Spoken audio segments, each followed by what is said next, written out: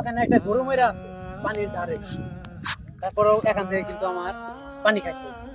কারণ কি জানেন, আমি সপ্তাহে মানে একদিন ভিডিও মেক করি, একদিন ভিডিও মেক করলে কম করে 10টা ভিডিও মেক করতে হয়। আর 10টা ভিডিও করতে গেলে একটু লেখা, তারপরে ই করা, অনেক গলা শুকায় আছে। তার আশেপাশে কোনো বাড়ি ঘর নাই, নদীর এক তীরে আশেপাশে কোনো বাড়ি ঘরই নাই। যদি একটু ঘুরে যাও, আশেপাশে কোনো বাড়ি ঘর নাই, বন ঘোরাও আমার নামে, আশেপাশে কোনো বাড়ি ঘর নাই। যে পানি না খাইলেন তোরা তো মনে করেন যে গলা দিয়ে কথা বাড়ায় না, ঠিক আছে?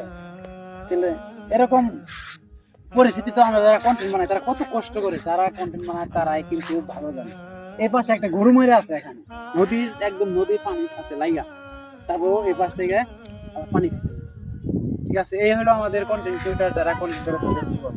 তা আমার জন্য সবাই দোয়া করবেন, আল্লাহ তাআলা যেন ফেসবুক থেকে আমাকে রিজিক দেয়।